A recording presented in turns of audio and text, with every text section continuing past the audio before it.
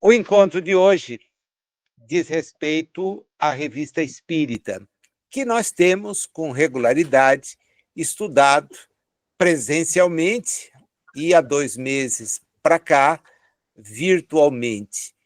Era sempre uma oportunidade muito grande, muito alegre reencontrar a todos presencialmente. Entretanto, para que isso acontecesse, nós acabávamos deixando de lado alguns amigos que participam regularmente conosco e não são da cidade de Bauru, ou, em sendo, têm, eventualmente, a dificuldade de se deslocar. Daí porque deliberamos passar a fazer esse estudo de forma virtual, como estamos fazendo. O tema do nosso encontro de hoje decorre de 2 números da revista do ano de 1860. São 2 temas ligados, 2 artigos, uma comunicação, aliás, 2 comunicações e comentários de Kardec ligados a um mesmo assunto, que é o assunto da reencarnação. É interessante observar porque a reencarnação não é algo que, do ponto de vista do pensamento, seja recente. Eu já devo ter presencialmente falado sobre estes livros, virtualmente eu tenho certeza de que não. Eu vou exibi-los para vocês e depois as referências completas a gente disponibiliza. Mas o Licurgo Lacerda Filho, que é alguém que estuda a doutrina espírita, produziu estes 2 volumes que eu vou colocar na tela. São 2 volumes editados pela Minas Editora e que trazem uma análise histórica sobre a reencarnação. O título da obra é A Reencarnação na História Humana. Na história humana. O título é bastante sugestivo, porque o conteúdo é extremamente sugestivo. Tá? Ele faz questão de abordar este instituto, vou chamar assim, mas de abordar esse tema da maneira mais completa que ele encontrou. E, por isso, ele, então, volta no tempo para identificar autores, identificar pensadores que refletiram a respeito daquela que, para os espíritas, se tornou uma lei natural. É curioso porque, nas hipóteses que ele apresenta no seu livro, e são hipóteses que outros livros sobre reencarnação trazem, nós temos sempre um exame da possibilidade. Da possibilidade. O professor Hernani Guimarães Andrade costumava dizer que buscavam-se indícios, sugestões, e esta é a denominação que o Ian Stevenson apresenta no seu livro mais conhecido, que são casos sugestivos de reencarnação. E qual a razão de se ter essa cautela do ponto de vista científico?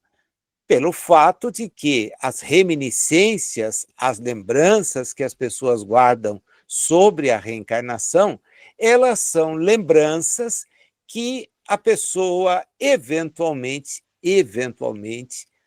tem, mas tem por períodos curtos, às vezes por lampejos, e isto apresenta realmente um grau de dificuldade para se afirmar, olha, há uma comprovação, há sugestão de que aquela hipótese seja uma reencarnação.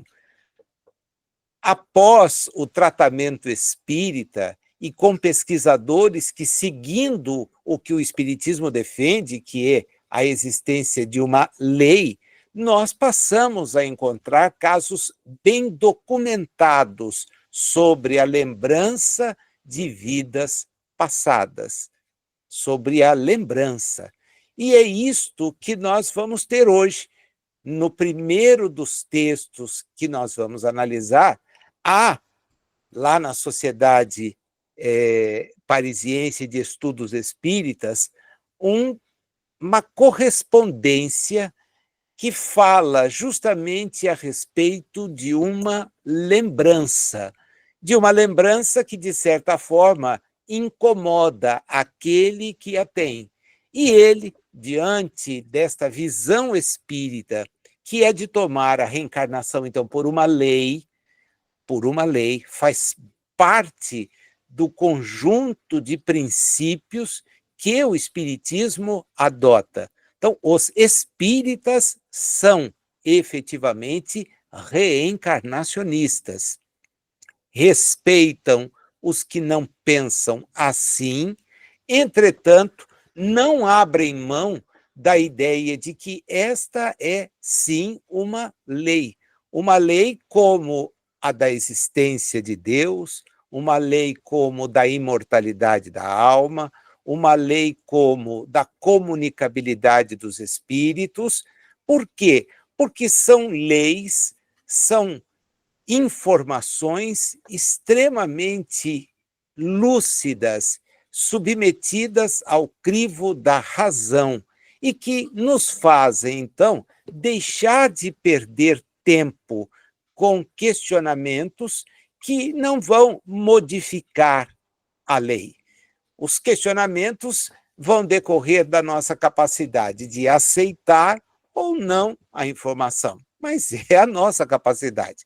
Então, não temos condições de trabalhar com essa questão da reencarnação. Acho uma hipótese que deva ser excluída. Perfeito. Não significa que ela não exista. Eu conheço pessoas, e não são poucas, que me dizem a ideia do espírito é uma ideia fantasiosa. E o que a gente vai fazer? Vai discutir? Vai brigar? Não. Se a pessoa entende que aquilo não está na sua capacidade de compreensão, nós entendemos mais um postulado espírita, que é o da evolução. Então, há estágios, e nos estágios, nem sempre a pessoa consegue ter esse domínio, a depender do número de experiências que teve, das informações de que foi passível enquanto esteve nas experiências, da sua vinda de outros orbes, onde o assunto ainda não era objeto de consideração, embora, como apresenta o Licurgo, a ideia de que nós temos múltiplas existências é uma ideia que permeia, que perpassa todos os pensadores que ele apresenta, sejam eles gregos, sejam egípcios, estejam mais para cá naquilo que se considera a civilização ou modelo civilizacional europeu. São ideias sempre presentes, tá? E por esta razão, sempre referendadas, sempre analisadas. O Espiritismo trabalha a reencarnação a partir de uma visão bem mais abrangente, muito mais profunda. É a ótica da justiça divina. Esta é a ótica que o Espiritismo abraça e que faz com que, então, a reencarnação seja vista como uma lei, a ótica da justiça divina. E por quê? Bem, não sendo esta a ideia admitida, ou a pessoa vai conceber que, além da existência, nada existe, e esta é uma ideia que não é espírita e nem espiritualista, vai conceber que, além da existência, há lugares destinados em razão da existência, é uma ideia espiritualista preponderante no Ocidente, a partir dessa ideia europeia, porém, não é a visão abraçada pelo Espiritismo por ser entendida como algo em desfavor da justiça divina. Por quê?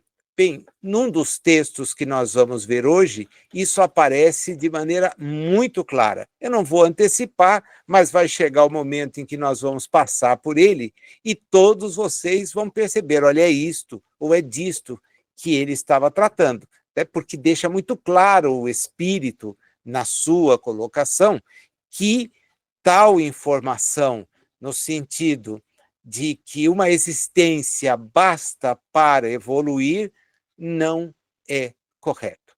E eu não vou nem longe, eu peço a cada um de vocês que aqui está, e a vocês que depois terão acesso a esse vídeo, porque estará disponível na página do Centro Espírita Vicente de Paulo, eventualmente até na página, no YouTube, na minha página pessoal, vocês verão que esta ideia de uma única existência para atingir não se aplica a nós mesmos. Basta um simples exame de consciência, e não precisa ser severo.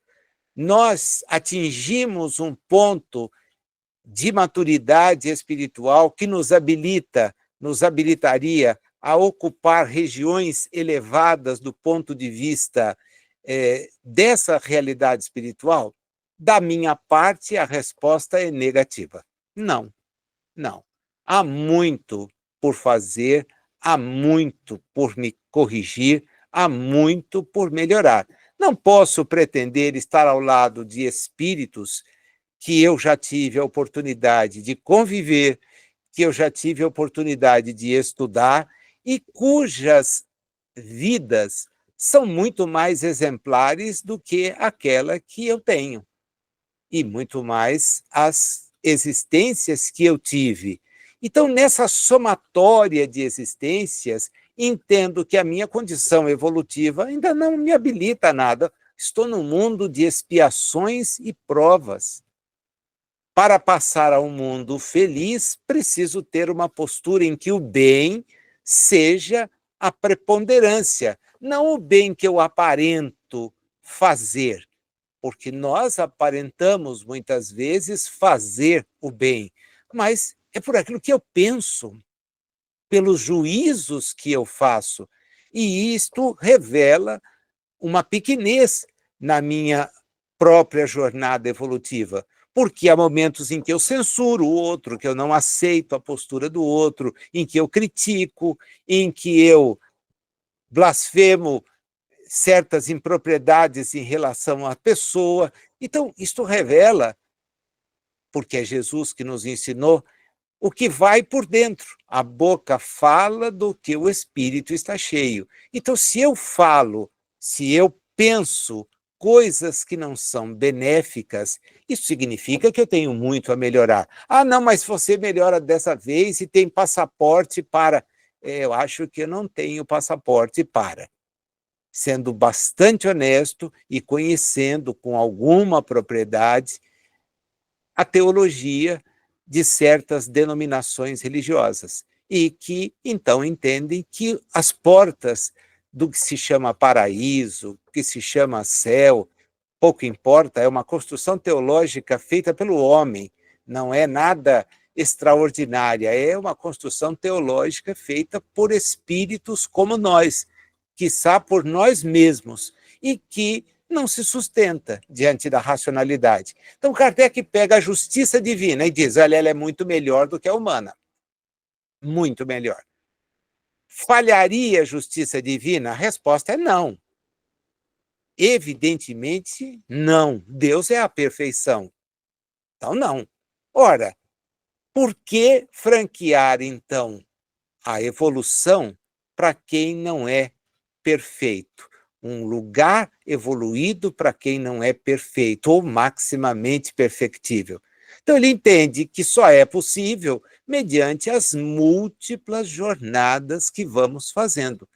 E elas, as múltiplas jornadas, quando bem-sucedidas, é que nos habilitam a, então, ocupar uma posição que seja uma posição melhor, mas que está longe de ser, e isso ele faz questão de destacar inúmeras vezes, em inúmeros textos, está longe de representar atingir o progresso numa jornada só.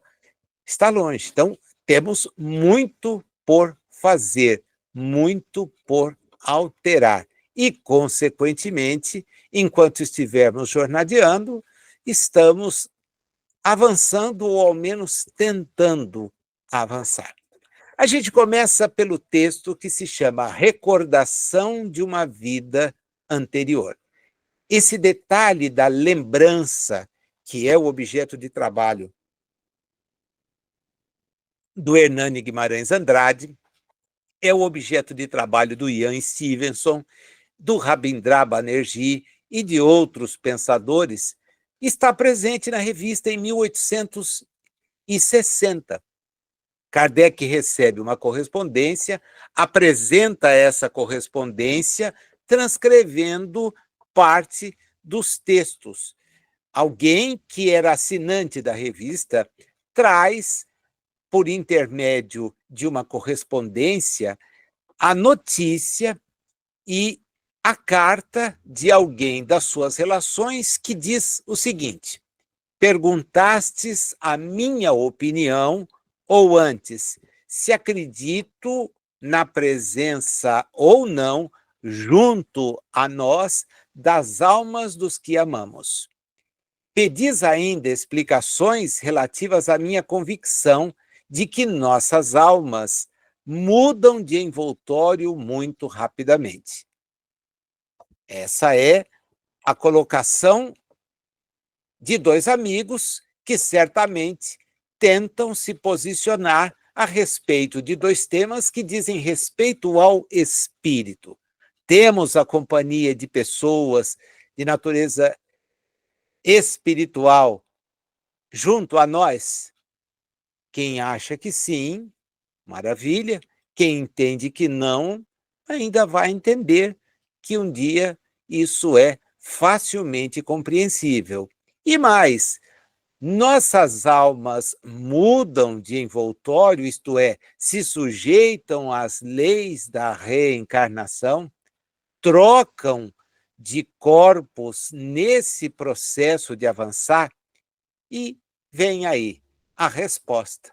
Por mais ridículo que pareça, veja, porque muitas vezes lá, e nos nossos dias também não é diferente, assumir uma posição assim soa ridículo. As pessoas, imagina, é uma existência só, é uma vida só, né? Uma expressão para dizer, você tem essa oportunidade e acabou.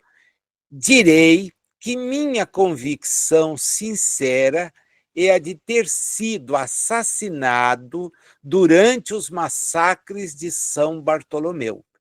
Ele se reporta a um evento histórico que marcou um dos embates mais profundos e tristes da história dos homens em solo europeu, quando, numa medida drástica e extremamente reprovável, foram dizimados por católicos aqueles que eram profitentes de visões reformistas. Foram mortos, os corpos foram mortos. E a pessoa guarda essa ideia e continua. Eu era muito criança quando tal lembrança veio ferir minha imaginação. Outro ponto que é tranquilo do ponto de vista da análise do Hernani e do Ian Stevenson. A lembrança de existências anteriores se faz muito, muito frequente nos primeiros anos da nova reencarnação. Há inúmeros casos, inúmeros, né? O Stevenson chega a acompanhar pais e crianças em deslocamentos para cidades muito diversas daquelas em que eles agora estavam, porque afirmavam lá haver residido numa oportunidade não muito distante. E em mais de um caso, em mais de um, né, esta confirmação Aparece. Até aqui no Brasil, nos casos apresentados pelo Hernani, eu já tornei público em palestras e mesmo em encontros como esse de hoje, a relação, a afirmação daquele antigo benzedor de nome Cinza, que, ao reencarnar, traz uma marca de nascença na perna, e esta marca sinalizava um tipo de acidente, sem que se soubesse o que era. E desde pequeno tinha aquele jovem, aqui na região de Ribeirão Preto, não distante de Bauru, onde estamos agora.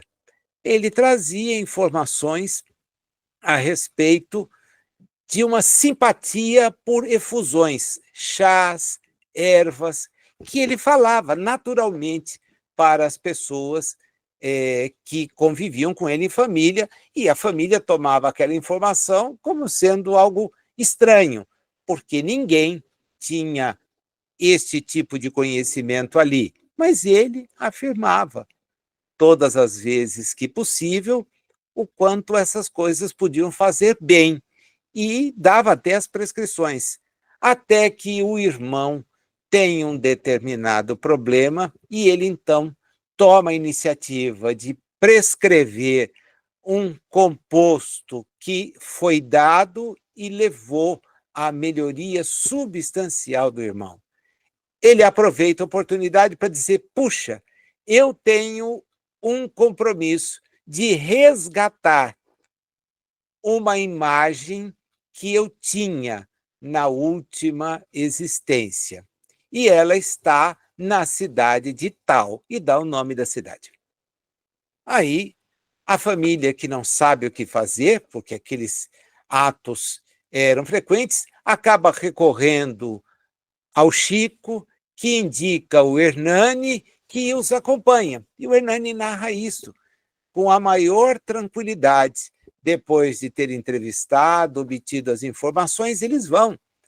E quando chegam à cidade, que ninguém conhece, ele os guia até uma casa na periferia, que quando chegam, ele descreve perfeitamente como era.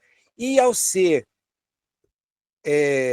recebido por alguém, a primeira pergunta que ele faz desperta naquela pessoa um tipo de surpresa, porque ele pergunta sobre um poço que ficava do lado da casa. O que foi feito com o poço?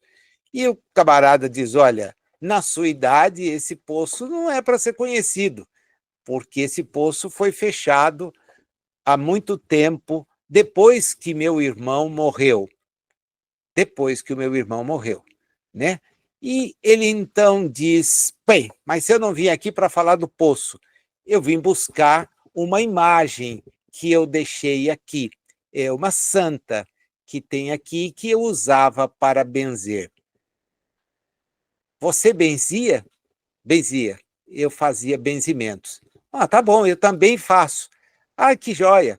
Então, vamos lá. Abre a casa, muito simples, e mostra para ele uma parede, repleta de imagens. E diz, olha, estão aí as imagens. Qual que é a sua? Ele pede uma cadeira, sobe e pega. Quando ele pega, o irmão senta. Mas essa imagem era do meu irmão. Eu falei assim, vim buscar a imagem que era minha. E olha, queria te dar um conselho. Eu me arrependo de ter feito os benzimentos, muitas vezes, enganando as pessoas. Espero que você não faça isso. Não receba por aquilo que faz, tá? Porque isso não é bom para nós. E vão embora. O Hernani diz, estava comprovado que era ele? Olha, não tinha um documento, uma maneira de chegar. Mas quem saberia? Eram mais de 50 santos na parede. Ele foi buscar a imagem que era do irmão, que é afirmado por aquele que está ali. Não, essa imagem pertencia ao meu irmão, as outras são minhas. Ele pegou a imagem que era dele, ele falou do poço, e o poço foi fechado depois que meu irmão morreu. e meu irmão morreu por uma picada de cobra. Essa picada levou a sua perna a sofrer uma série de problemas e não foi possível. As marcas que ele tinha na perna revelavam isso. A desencarnação do irmão não era algo distante no tempo. Aquele menino tinha ali em torno de 8 anos. Então, ele se lembra de uma existência anterior marcada por esses problemas, etc. Aqui a gente está diante da mesma situação. Quando criança, volta a imagem dele o tempo todo. E ele, então, afirma. Quando eu li sobre essa história, que é repleta de detalhes tristes, eu ainda creio que se a velha Paris fosse reconstruída, eu reconheceria essa velha aldeia sombria, onde, fugindo, senti o frio de 3 punhaladas pelas costas. Há detalhes desta cena sangrenta em minha memória que jamais desapareceram. Porque eu tinha essa convicção antes de saber o que tinha sido São Bartolomeu? Porque, lendo o relato desse massacre, eu me perguntei: é sonho? Esse sonho desagradável que tive em criança, cuja lembrança me ficou tão viva? E faz outra pergunta: por que, quando quis consultar a memória, forçar o pensamento, fiquei como um pobre louco ao qual surge uma ideia e que parece lutar para lhe descobrir a razão? Porque nada sei. O fato é que isso me incomoda, essa lembrança me incomoda. E a lembrança das punhaladas me parece muito mais presente. Ele diz: certo, me achareis ridículo, mas nem por isso eu vou guardar menos a lembrança, a convicção. Esse é o detalhe. Se aquele que não é convicto reafirma a sua falta de convencimento, nós temos que aceitar. É a maneira como cada qual encara as coisas. Porém, tendo informações, tendo convicções, tendo certeza, nada nos impede de defender a ideia, de trabalhar a respeito do assunto, de procurar reler certos fatos, tendo por norte esse tipo de informação, porque facilita muito, muito a compreensão daquilo que nos traz. Puxa, a criança cometeu tal delito, por que que ela fez isso? Que crime horrível, uma criança, imagina, é um anjinho. Bom, essa é uma concepção que não é espírita. Primeiro porque anjos, se existentes, estão em mundos celestes. Espíritos evoluídos na Terra, apenas um passou e dividiu o tempo, antes e depois dele, na visão ocidental. Foi tão marcante a sua presença que representou exatamente essa maneira de contar. Não é como o mundo inteiro vê, mas nós estamos num país cujas origens, bases, são decorrentes desse processo civilizatório levado a efeito pelos europeus. Então, é marcante. Nós contamos, estamos no ano de 2025. Não é assim que se conta em Israel, não é assim que se conta no Japão, não é assim que se conta na China. Mas aqui, considerando essa realidade, esse ensinamento, é assim que se conta. Marcou, dividiu o tempo. Esse foi o espírito evoluído, sobremaneira, a ponto de ser apontado como exemplo, como guia, por aquelas entidades que em Paris ajudaram a trazer o Livro dos Espíritos. Então, essa ideia ficou extremamente clara, extremamente definida. Mas os outros não. Os outros estamos em jornada evolutiva. E essa é a razão pela qual Diante de informações assim, é importante ler. Olha, pode ser um espírito em completo desequilíbrio, que na infância mesmo não foi capaz de conter os instintos que manifesta. E estas questões ligadas a esses episódios, a depender da educação que for dada ao espírito, vai deixar cada vez mais claro que somos todos reencarnados. Porque o papel daqueles que recebem um espírito como filho, numa eventual reencarnação, é o de corrigi-los em suas posturas equivocadas e não estimulá-las. É o de ajustá-los. É esse o papel que nos cabe enquanto assumimos a paternidade. Então, se você vê lá a criança totalmente perdida, mas não ajuda que ela se corrija, o sofrimento para ela fica evidente e para aqueles que com ela conviverão também. Então, a gente pode ler os fatos desde a infância sob essa ótica e ter, então, muito mais tranquilidade. Né? O que foi que eu fiz? Olha, talvez o que tenha sido o que você não fez, porque se tivesse feito, talvez tivesse corrigido. Né? Os seus exemplos não foram tão fortes a ponto de modificar a maneira que aquele espírito vê o mundo. E você, que influência trouxe para ele? Sob esse ponto de vista, nenhuma. Nenhuma.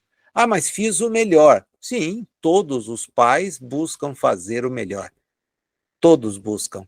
Porém, nem sempre é suficiente. Então, a reencarnação é uma leitura muito fácil da gente observar. É muito fácil de refazer. Para esse senhor que está escrevendo, a resposta é: olha, eu não consigo explicar, mas eu não tenho como apagar isto. Se eu vos dissesse que tinha 7 anos, quando tive um sonho, e que ele era assim, eu tinha 20 anos, era um rapaz bem posto e parece que era rico. Vi-me bater-me em duelo e fui morto. Se eu vos dissesse que a saudação que se faz com a arma antes de se bater, eu a fiz na primeira vez que tive uma espada na mão, florete, espadachim, se eu vos dissesse que cada preliminar mais ou menos graciosa que a educação ou a civilização pôs na arte de se matar me era conhecida antes de minha educação nas armas, certamente vocês diriam que eu era louco, um maníaco. Bem, pode ser, mas às vezes me parece que é um clarão. Atravessa essa névoa e tenho a convicção de que essa lembrança está na minha alma. E ele avança, falando então sobre a simpatia entre almas. E ele descreve essa simpatia, descreve essa proximidade. Para terminar a sua carta, naquilo que Kardec transcreve, com o parágrafo que informa: não li nada sobre esse assunto. Quando eu voltar, e aqui denota que ele estava em viagem, talvez eu faça essa leitura e ela traga para mim algum tipo de esclarecimento, algum tipo de luz. Olha que interessante a colocação. Eu fiz questão de passar mais pormenorizadamente por esta carta, porque é ela que motiva a apresentação que dele faz Allan Kardec e a entrevista que será mantida a partir de agora com um espírito, que é aquele espírito afim que ele se reporta no parágrafo que eu nem detalhei, porque a resposta é muito mais elucidativa do que aquilo que a gente tem no parágrafo. São 13 perguntas que Kardec, então, faz questão de apresentar ao espírito que ele evoca e que, pela carta, deduz seja o guardião, aquele que acompanha o espírito que está em viagem, reencarnado em viagem.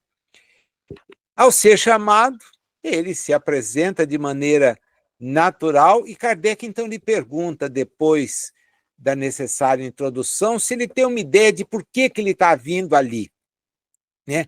Eu não quero ser curioso, diz Kardec, mas eu gostaria de constatar, se possível, um fato interessante para a ciência espírita, a da recordação da vida anterior. E o espírito diz, olha, compreendo tranquilamente o seu desejo, mas o espírito dele não pode vir. Essa é a razão pela qual eu estou aqui.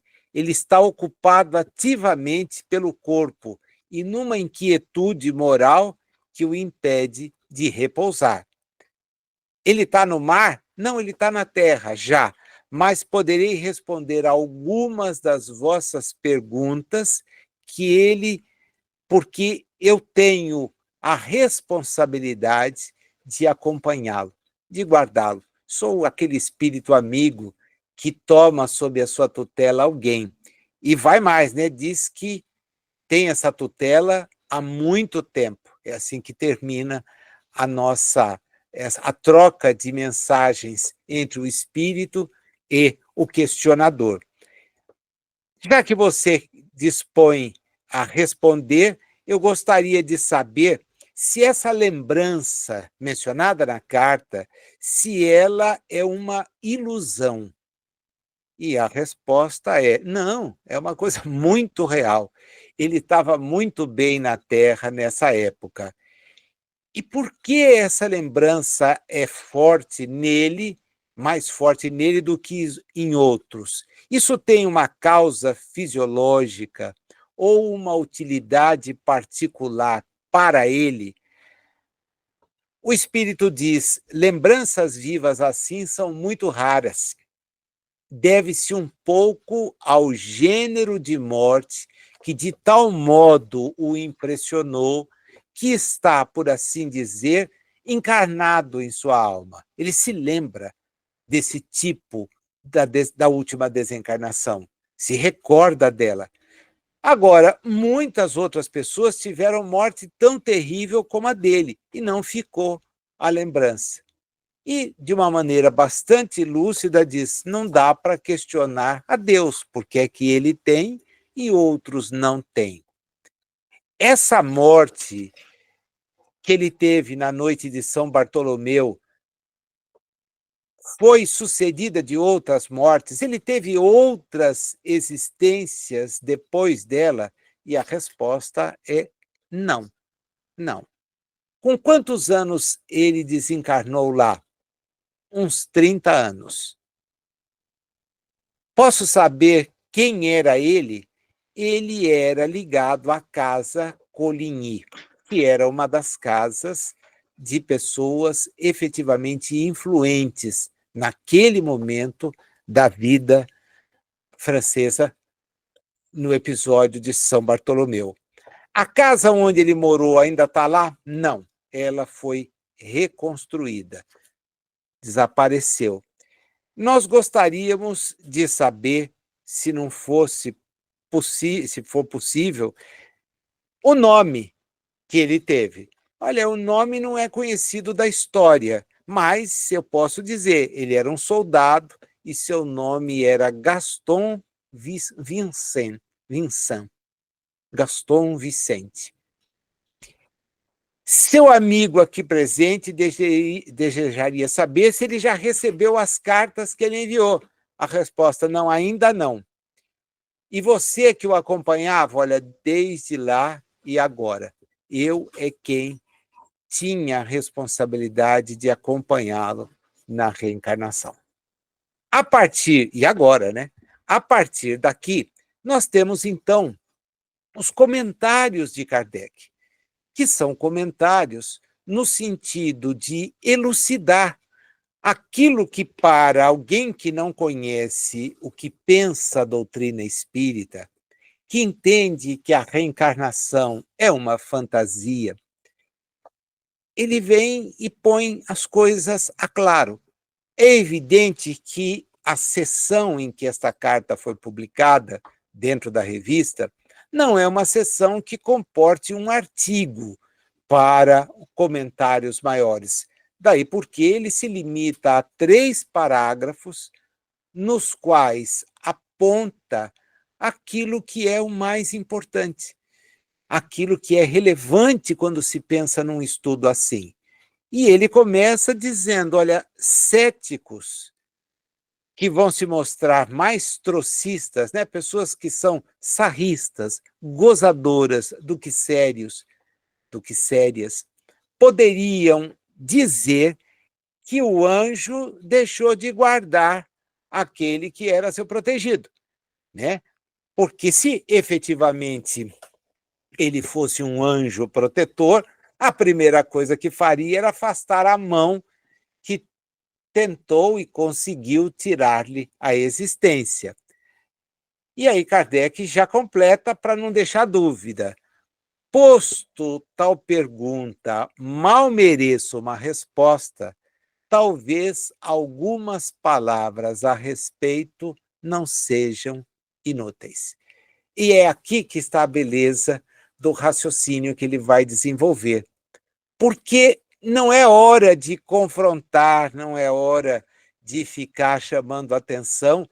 Vamos nos posicionar aqui, nós estamos em 1860, os embates já começavam a ficar muito sérios, e o espiritismo, na sua origem, enfrentou opositores fortíssimos, fortíssimos.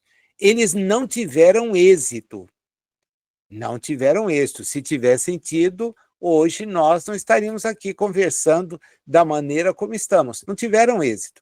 Foram opositores, mas foram ferrenhos, ferrenhos.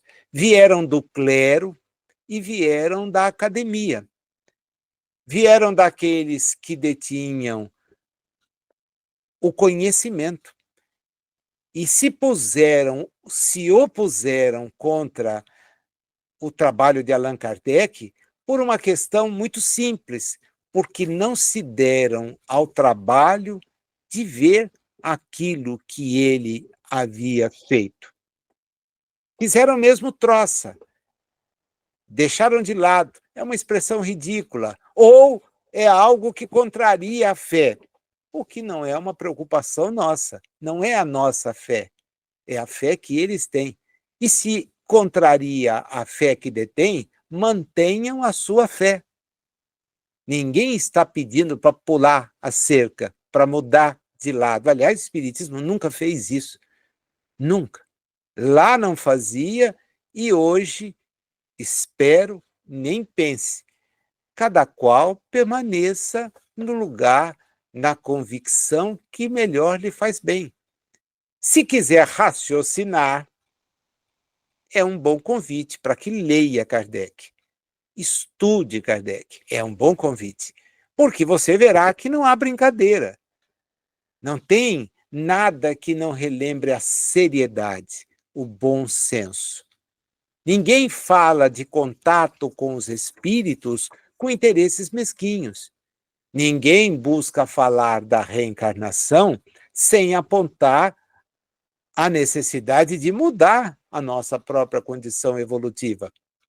Ninguém fala da existência de Deus sem trabalhar o estudo aprofundado das suas leis, que nos são apresentadas na parte terceira do Livro dos Espíritos, em profundidade.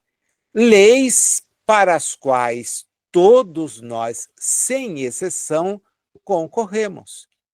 E quando deixamos de concorrer, nós precisamos ver se a nossa atitude não representa egoísmo. Então, é esta a lógica espírita. E esta lógica emancipa, o que talvez incomode os que querem ter as pessoas subjugadas.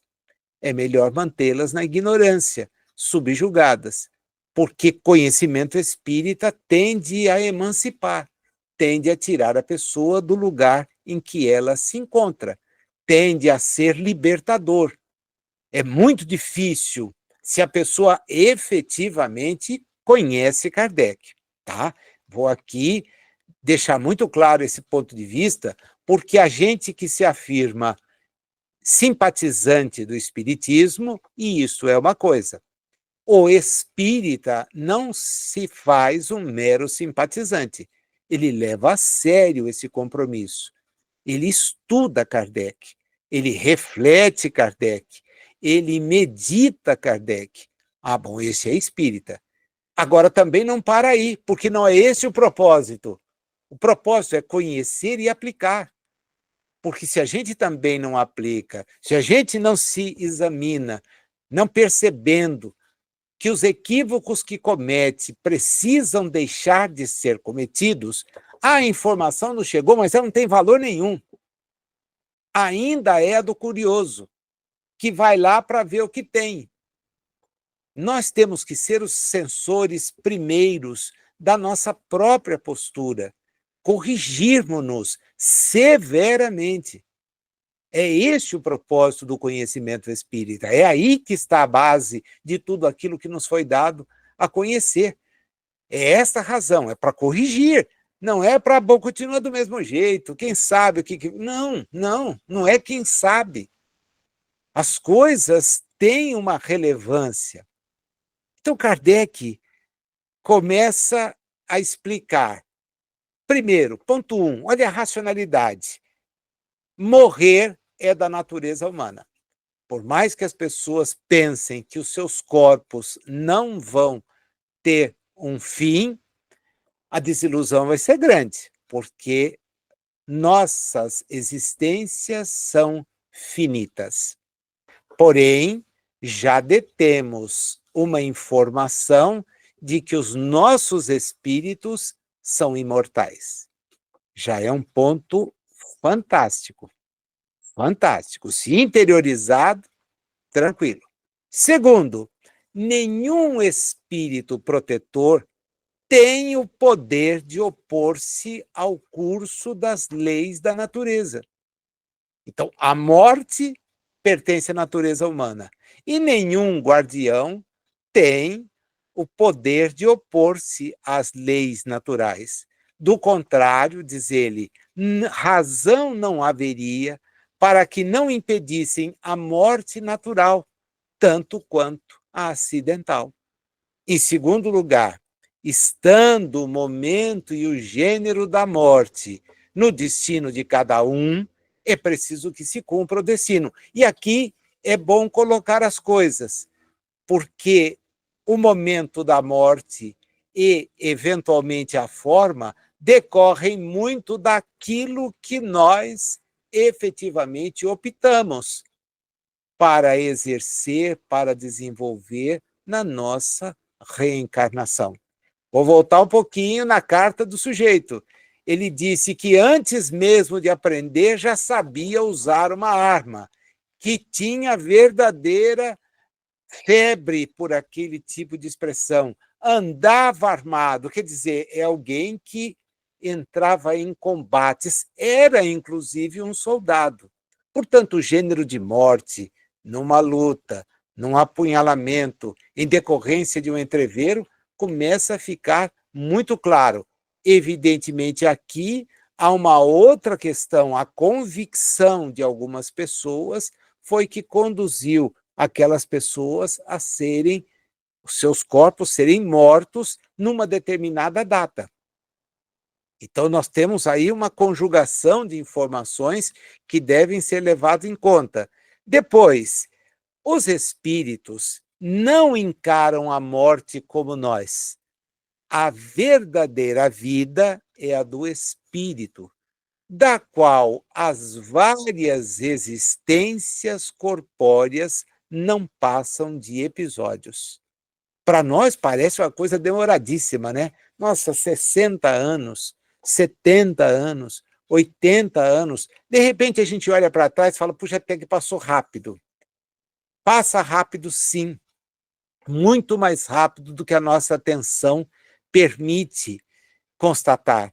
Por quê? Porque a nossa atenção acaba sendo envolvida, se envolvendo com episódios que não têm relevância para os nossos espíritos. Tanto é verdade que a gente se choca quando, de repente, constata a existência de uma moléstia que tem fortes condições de levar o nosso corpo a sucumbir. Mas se eu tinha tanto por fazer, depende do ponto de vista. Porque do ponto de vista material, todos temos o que fazer, mas não é o mais importante. Nós temos que ter progresso do ponto de vista espiritual. Podemos nos valer de todas as oportunidades materiais para atingir esse progresso. A pergunta é: fazemos? Porque a gente tem que ser bastante honesto. Continua Kardec, então, se presta atenção, o objetivo é de progresso espiritual. A existência, pouco importa, pois, que se morra um pouco mais cedo ou mais tarde, de uma maneira ou de outra, pois que, em definitivo, sempre é preciso chegar à morte, que, longe de prejudicar o espírito, pode ser-lhe muito útil, conforme a maneira por que se realiza.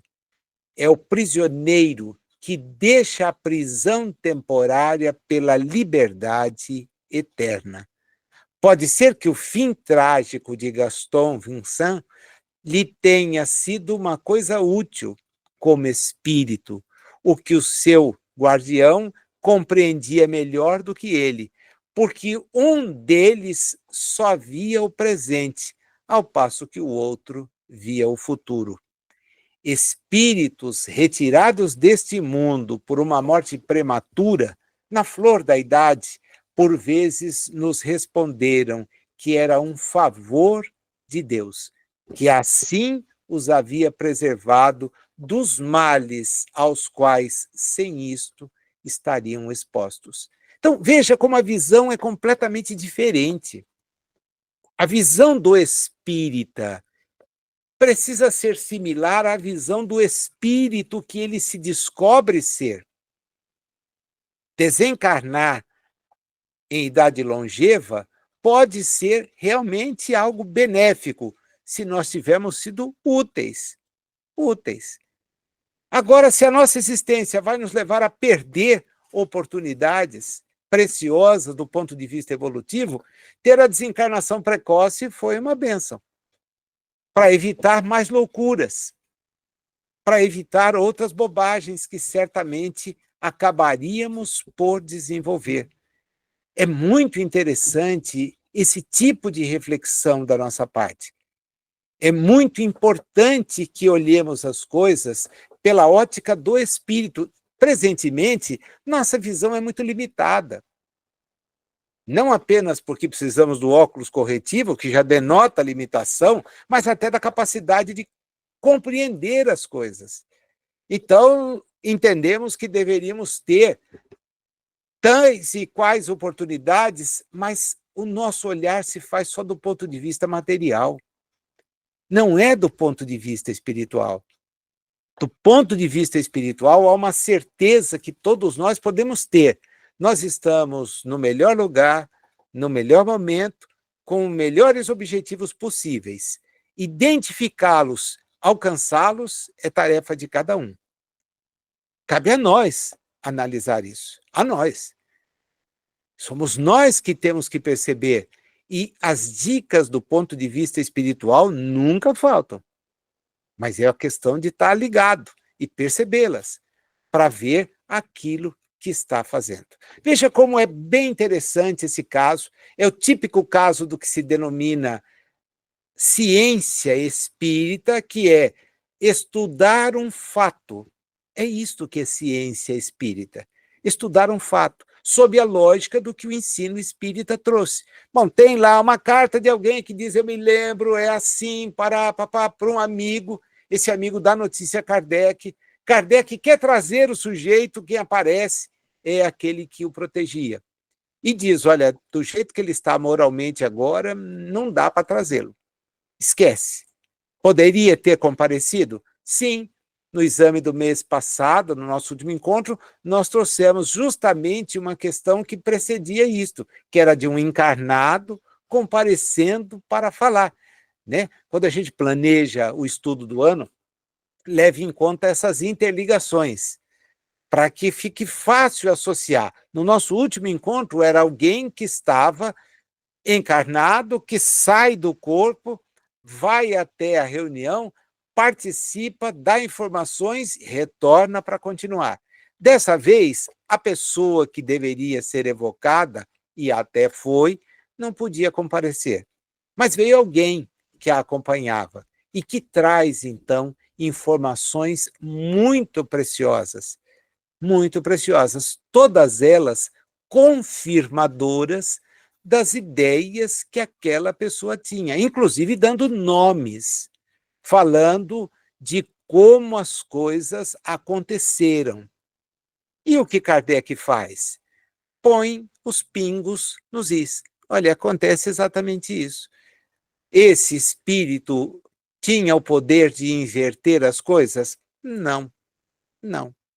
Então ele, como protetor, falhou? Não, não, claro que não. Tanto que está ali ao lado do protegido até hoje.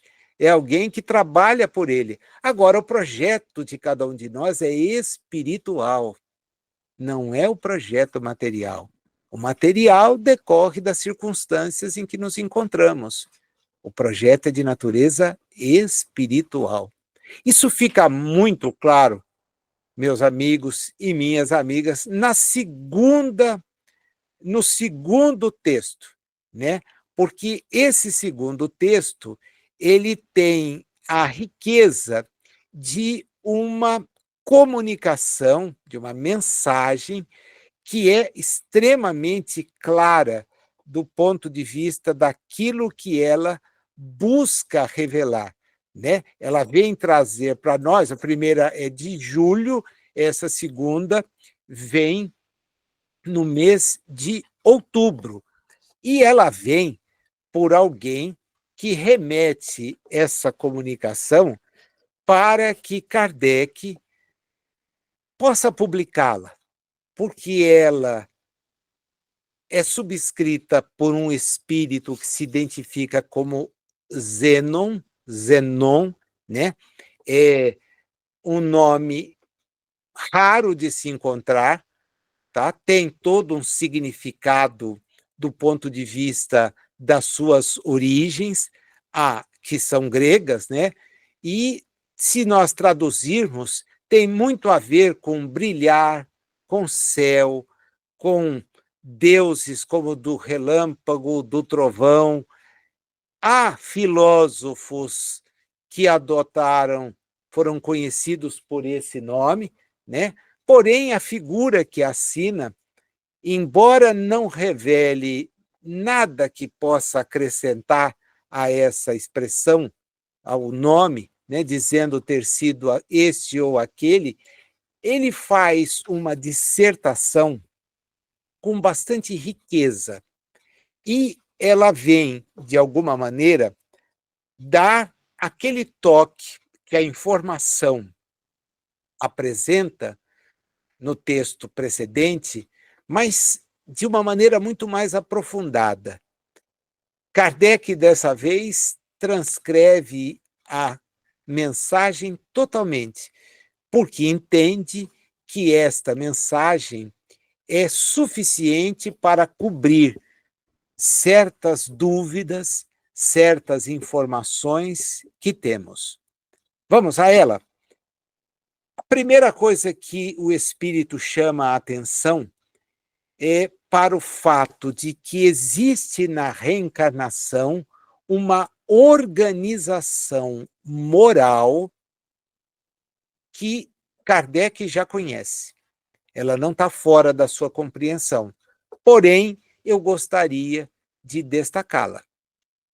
E ele o faz da seguinte maneira: sendo somente a corporeidade compatível com os atos de virtude, isto é, ter um corpo demanda práticas virtuosas. Essa é uma coisa que às vezes a gente não pensa. E por isso escorrega por tantos incidentes de natureza moral. Ter um corpo é uma oportunidade valiosa para o espírito, que perde o corpo e a oportunidade envolvendo-se em tudo aquilo que não o eleva. E só esses atos, diz o espírito, são aptos, são necessários ao melhoramento do espírito. É por isso que raramente, a palavra é essa, raramente, numa única existência, alguém vai encontrar condições de progredir acima da humanidade. Num parágrafo, esse espírito liquida um caminhão de coisas do ponto de vista da justiça divina. Quem são os habilitados a estar em mundos celestes? Espíritos que já chegaram a esse ponto. E a gente consegue chegar a esse ponto numa única encarnação? A resposta é não. Claro que não. O que são 100 anos? E vou tomar aqui um exemplo que não é a regra. Viver 100 anos é um desafio, principalmente vivê-los lucidamente. O que são 100 anos na existência do espírito? Muito pouco mesmo. Então, a pessoa consegue? Não. E por que reencarna? Para ter atos meritórios. E os tem? A resposta também é um sonoro não, nem sempre. Acho que, como regra, e aqui estou falando de mim, os atos meritórios até estão presentes, mas num número de vezes muito menor do que seria de esperar se eu quisesse, numa única encarnação, sair do mundo de expiação e provas e me habilitar ao mundo celeste. Não vou conseguir. Não vou conseguir. Aí vem o Espírito com um ensinamento que é chave de tudo aquilo que ele vai terminar por nos afirmar. Considerando que a justiça de Deus, lembra que eu disse para vocês que era essa ótica que Kardec vai seguir? Reencarnação como sinônimo de justiça divina. Incompatível com as penas eternas. É por aí que Kardec olha. Todo mundo imagina que ele olha as coisas pelo céu. E ele nem se atreve a fazer referências em profundidade sobre esse assunto. Ele olha sobre o castigo eterno, que as religiões insistem ainda em divulgar. Se você não fizer, você está condenado à danação, você vai se perder, você vai arder no fogo do inferno, você vai queimar. É aí que está a coisa. Se eu não consigo, numa única vez, progredir, a ideia de que não progredir me leva a experimentar uma pena eterna, ela é totalmente incompatível com a justiça divina. É o livro Céu e Inferno na sua primeira parte. É todo o livro Céu e Inferno na primeira parte. É a demonstração da justiça divina, que é muito melhor, mas é muito, incomensuravelmente melhor do que a humana. É Deus. É Deus. Não é alguém que tem as mesmas falhas que todos temos nesse processo evolutivo. O espírito evoluído que esteve aqui não condenava. Só dizia, não repita, para não acontecer pior. Não saía blasfemando. Curioso que os que se dizem seus seguidores inventaram tudo o resto. E divulgam isso como se fosse uma verdade. Proscrevem as pessoas, encaminham as pessoas para regiões de sofrimento que serão perenes. Então, olha, é incompatível. É preciso olhar as coisas, então, e ele põe 2 pontos. Primeiro, de um período de tempo durante o qual o espírito examina o seu passado e toma suas resoluções para o futuro. É o que nos acontece depois da desencarnação. Nós temos um período um tempo em que gastaremos conosco mesmo. Quem dera, pudéssemos rapidamente estar envolvidos em atividades em favor dos outros.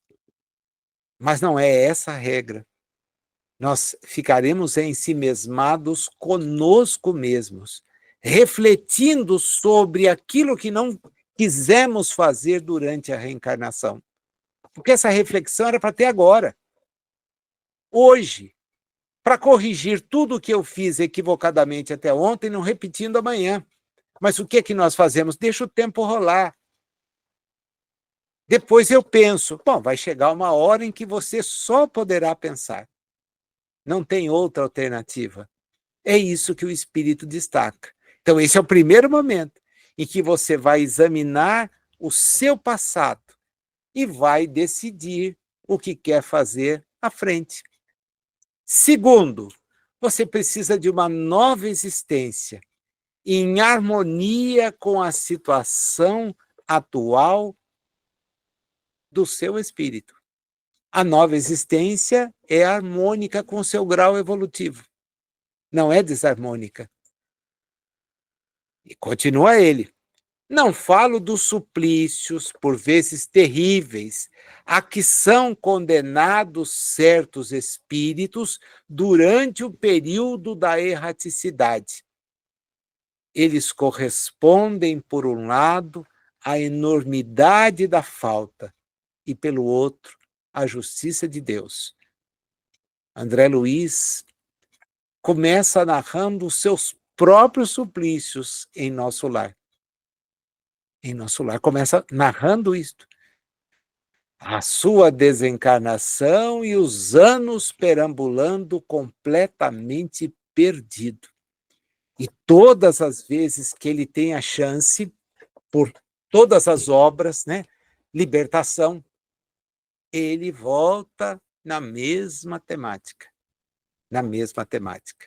Na segunda parte de O Céu e o Inferno, Kardec também faz a mesma coisa, demonstrando claramente o quanto o espírito tem tempo para arrepender-se em razão do sofrimento que experimenta. É o expiar, o depurar-se. Puxa vida, eu perdi oportunidades valiosas. Quando não, temos a nos cobrar por aquelas oportunidades perdidas, espíritos com os quais contraímos débitos tenebrosos. E não nos perdoam, não nos perdoaram. Portanto, vão exigir de nós também recursos, atenção, concentração, retomada de propósitos. Diz ele que basta evocar espíritos para saber disso. E a revista está cheia de exemplos assim. De todos, acho que o que mais nos marca, e que a gente sempre referencia, porque está no Céu e Inferno e está também na revista marcadamente, é o espírito de Castel Naudari. É assustadora a sua história. Mais de 3 séculos vivendo na mesma realidade onde ele houvera cometido tantos delitos. E dali não saía. Foram necessários 3 séculos para que fosse possível, de certa forma, resgatá-lo. Então, percebam como a coisa é séria. O sofrer nada mais é do que ajustar-se. Não é um Deus gozador, que não nos destina a regiões disto ou daquilo. São as nossas consciências que nos acusam. Porque é isto que é o limitador do espírito. Consciência tranquila, portas abertas, oportunidades novas, mundos diferentes. Consciências não tranquilas, não resolvidas, a necessidade de programar-se. É o que ele então toma como ponto Importante. Agora a gente, então, presta atenção nas reencarnações. Você precisa tomar ciência de que ela é útil a partir de uma coisa, assim, bem simples. E esse exemplo vocês já ouviram por inúmeras vozes, né? Pode ser de alguém como eu, que sou professor, em parte da minha atividade profissional, mas por expositores que sempre voltam a isso. Após um ano de estudos, o que acontece com alguém que está no colégio? Se progrediu, vai para a série diferente, superior.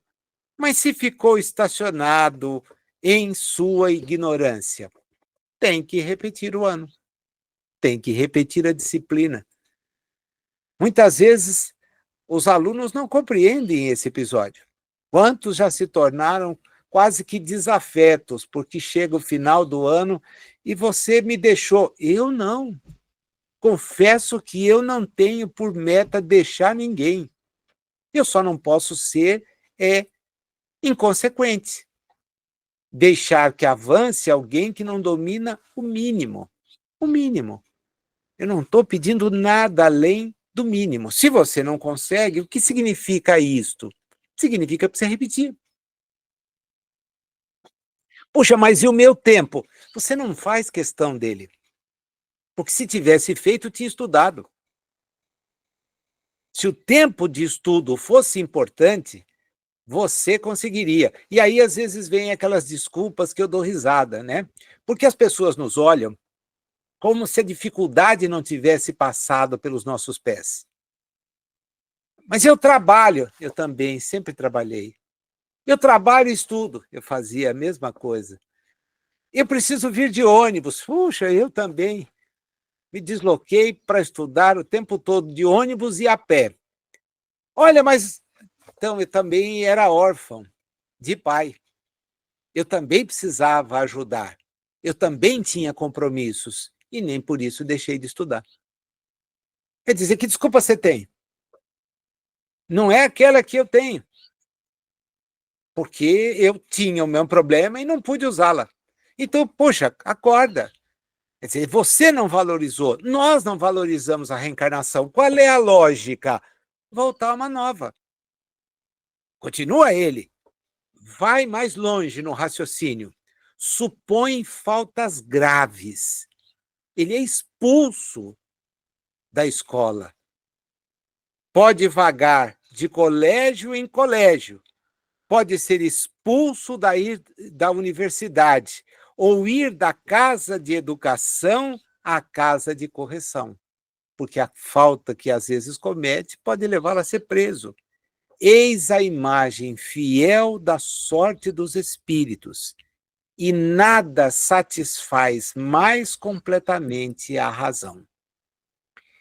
Quer-se cavar a doutrina mais profundamente, ver-se-á nessas ideias quanto a justiça de Deus parece mais perfeita e mais conforme às grandes verdades que dominam a nossa inteligência. No conjunto, como nos detalhes, há nisso algo de tão empolgante que o espírito que começa a iniciar-se fica como que iluminado. E as censuras feitas à providência e as maldições contra a dor e o escândalo do vício, feliz em face da virtude que sofre, a morte prematura da criança e numa mesma família, deslumbrantes qualidades de mãos dadas, por assim dizer, com uma perversidade precoce, as enfermidades que datam do berço, a infinita diversidade de destino, tanto dos indivíduos quanto dos povos, os problemas até hoje insolúveis, enigmas que fazem duvidar da vontade de Deus e da quase existência dele, isso tudo fica explicado ao mesmo tempo. Um puro raio de luz se estende no horizonte da filosofia nova, e no seu regaço imenso agrupam-se harmoniosamente todas as condições da existência humana. As dificuldades se aplanam, os problemas se resolvem, os mistérios que eram impenetráveis se resumem a esta única palavra. São explicados por ela: reencarnação. Leio o teu pensamento, caro cristão. Eis aí uma verdadeira heresia. É demais. Meu filho, não mais do que a negação das penas eternas. Nenhum dogma prático é contrário a esta verdade. Que é a vida humana?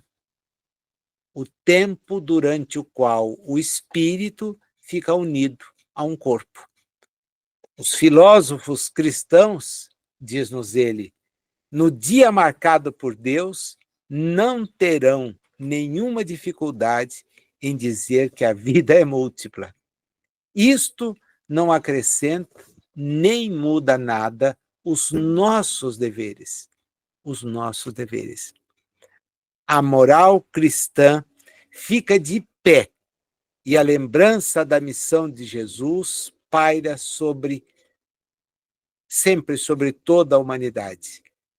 A religião nada tem a temer de tal ensino. E não está longe o dia em que os próprios ministros, diz ele, abrirão os olhos à luz. Eles vão reconhecer, por fim, nessa revelação nova, que nada mais é o resgate de Jesus, os socorros que do fundo de suas basílicas imploravam aos céus. Eles creem que a sociedade vai perecer, mas vai se dar o contrário. Ela vai conseguir se salvar, vai conseguir despertar. É algo fácil de acontecer, a nós parece, às vezes, cada vez mais distante. Mas qual é o tempo que nós examinamos as coisas?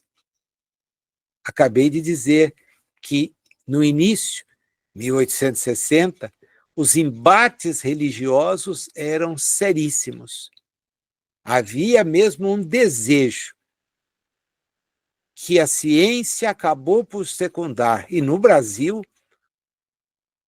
os primeiros anos do século XX, em que o espiritismo tinha ganhado corpo e divulgação, foram anos marcados por acusações que uniam ciência e religião.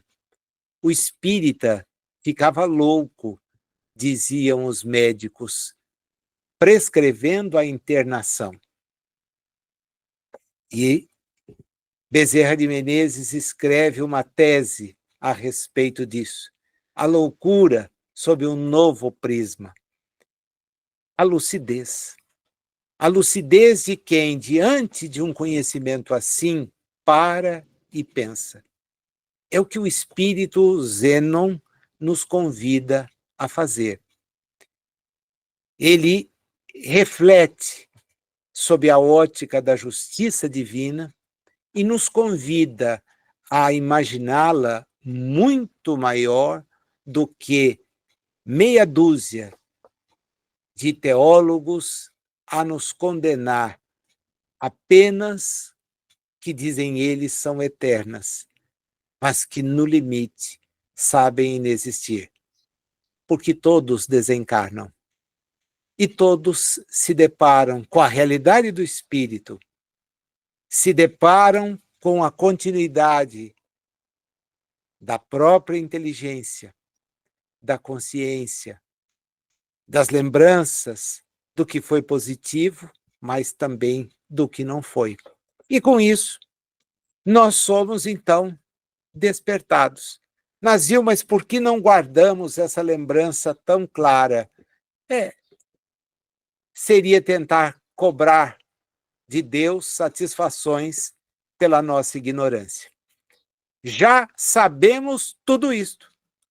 O problema agora é o que temos feito com tudo isto. Porque se nós não sabíamos, e os que não sabem, aí não tem por que se preocupar, não sabem. Mas e que sabe? E quem tem essa informação? Como age? O que em nós mudou a partir da constatação em nós, pelos nossos estudos, de que somos espíritos? Não é espírita, tá? Não tenho muita preocupação em declarar-se espírita. Eu preciso mais da convicção de que sou espírito. Espírita, às vezes, é um movimento, e nem sempre um movimento que nos deixa tranquilos. Mas é o saber-se um espírito, que tem todas essas informações à disposição e que precisa corrigir, então, o próprio modo de se comportar. As duas mensagens, os dois textos da revista têm esse único propósito: esclarecer. Primeiro, porque aqueles que nos protegem não podem inverter a ordem das coisas. Então, eu não posso pedir ao espírito que me protege que faça coisas que eu não cuido de zelar por fazer. O problema é meu. Ele até me ajuda, dando-me condições de conhecer. Até aparece de vez em quando orientando-me em sonhos, em comunicações. Porém, quem é detentor do livre-arbítrio sou eu. E se estou numa nova reencarnação, é porque não me habilitei como deveria, a ficar livre dela, a ter a chance em outro lugar. O problema é, com tudo isto, e tendo a reencarnação que tenho, o que levo de progresso? O que levo da presente existência de realização efetiva? Porque é o patrimônio do espírito que importa. Tudo mais é irrelevante. Completamente irrelevante. Não devemos ser descuidados do mundo, não. O Espiritismo nunca disse isso. Nos mandou viver no mundo, porém, conscientes de que dele não somos e que precisamos estar atentos àquilo que os nossos espíritos efetivamente fazem, porque é disto que haveremos de prestar contas. É em razão disto. Então, não se preocupem muito em proclamar-se desta ou daquela forma. Acho que isso é de uma irrelevância total. O importante é o que eu já faço sabendo-me espírito, porque isto que me será pedido. Então, ninguém tem carteirinha de livre acesso para lá, para cá. Isso é bobagem. Bobagem da grossa. Da grossa. Nós temos é que dar conta da nossa consciência, para que a reencarnação tenha sido, como esclarece o Zênon, algo útil. Porque não há pena eterna. Não. Porém, há estacionamento. E há quanto tempo talvez estejamos estacionados? Quantas oportunidades já deixamos passar? E aí aspiramos por mundos melhores? Claro que sim. Aspiramos por trabalho mais desinteressado em favor do próximo? Evidente que sim. Mas temos habilitação para isto? É só a nossa consciência que responde. Os amigos espirituais nos ajudam, mas somos nós que temos que tomar o partido da própria melhoria. Essa é a diferença do conhecimento espírita que liberta, daquele fantasioso que muitas vezes é fruto da falta de estudo. Quando a gente se debruça sobre Kardec, pega a base, estuda, sai reconfortado, mas não tem outra alternativa, sai cutucado, né? Bastante cutucado. Quer dizer, para aí e pensa, porque o objetivo é só esse. Não é da carteirinha de progresso garantido, não é fazer nada dessa. Esquece isso aqui. Isso é bobagem. Você ouviu isso, é porque você depois vou para. Não vai, tá? Acorda aí que não vai.